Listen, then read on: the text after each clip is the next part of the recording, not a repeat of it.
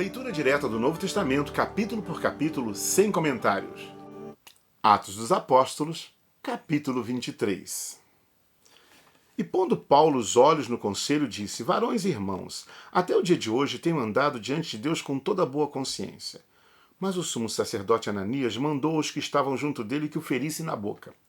Então Paulo lhe disse: Deus te ferirá, parede branqueada. Tu estás aqui assentado para julgar-me conforme a lei, contra a lei, me mandas ferir? E os que ali estavam disseram: Injurias o sumo sacerdote de Deus? E Paulo disse: Não sabia, irmãos, que era o sumo sacerdote, porque está escrito: Não dirás mal do príncipe do teu povo.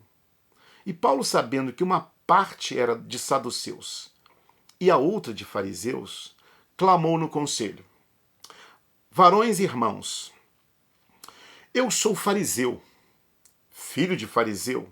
No tocante à esperança e ressurreição dos mortos, sou julgado. E havendo dito isto, houve dissensão entre os fariseus e saduceus, e a multidão se dividiu. Porque os saduceus dizem que não há ressurreição, nem anjo, nem espírito, mas os fariseus reconhecem uma e outra coisa.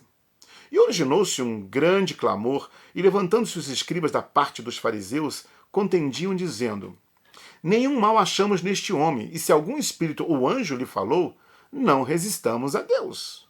E havendo grande dissensão, o tribuno, temendo que Paulo fosse despedaçado por eles, mandou descer a soldadesca para que os tirassem do meio deles e o levassem para a fortaleza.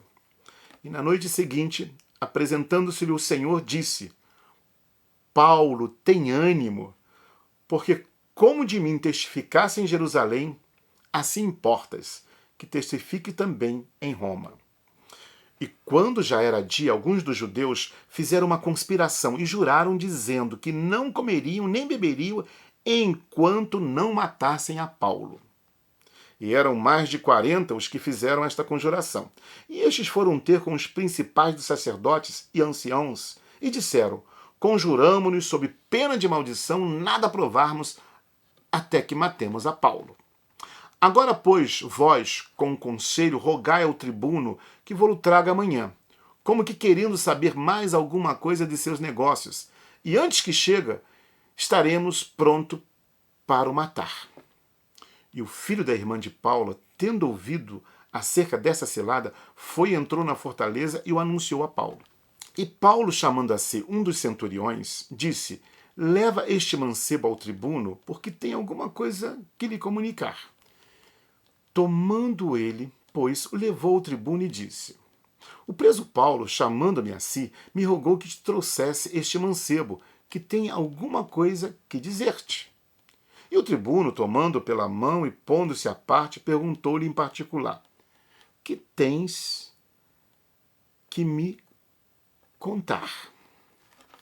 E disse ele: Os judeus se concertaram rogar-te que amanhã leves Paulo ao conselho, como que tendo de inquirir dele mais alguma coisa ao certo. Mas tu não o creias, porque mais de 40 homens, dentre eles, lhe andam armando cilada, os quais se obrigaram, sob pena de maldição, a não comerem nem beberem até que o tenham morto. E já estão apercebidos, esperando de ti promessa. Então o tribuno despediu o mancebo e mandou-lhe que a ninguém dissesse que lhe havia contado aquilo. E chamando 2 centuriões, lhes disse: Aprontai para as 3 horas da noite 200 soldados e 70 de cavalos e 200 arqueiros para ir até Cesaréia. E aparelhai cavalgaduras para que, pondo nelas a Paulo, o levem salvo ao presidente Félix. E escreveu uma carta que continha isto: Cláudio Lísias a Félix, potentíssimo presidente, saúde. Esse homem foi preso pelos judeus, e estando já a ponto de ser morto por eles, sobrevim eu com a soldadesca e o livrei informado de que era romano. E querendo saber a causa por que o acusavam, o levei ao seu conselho. E achei que o acusavam de algumas questões da sua lei, mas que nenhum crime havia nele digno de morte ou de prisão. E sendo-me notificado que os judeus haviam de armar ciladas a esse homem, logo te enviei, mandando também aos acusadores que perante ti digam o que tiverem contra ele, faça bem. Tomando, pois, os soldados a Paulo, como lhe fora mandado, o trouxeram de noite a Antipátres. E no dia seguinte, deixando-os de cavalo irem com ele, tornaram à fortaleza. Os quais, logo que chegaram a Cesareia, entregaram a carta ao presidente e lhe apresentaram Paulo. E o presidente, lida a carta, perguntou de que província era, e sabendo que da Cilícia, ouvir-te-ei, disse, quando também aqui vierem os teus acusadores. E mandou que o guardassem no pretório de Herodes. Atos dos Apóstolos, capítulo 23. Que nesse dia que Deus está te dando, você também possa ouvir o anjo dizendo aqui para você: tenha bom ânimo. Deus ainda tem muita coisa a fazer nessa terra através de você. Tenha bom ânimo. Enquanto respirar, anima-te e faça o trabalho de Deus. Bom ter você na leitura direta do Novo Testamento sem comentários. Até o próximo capítulo.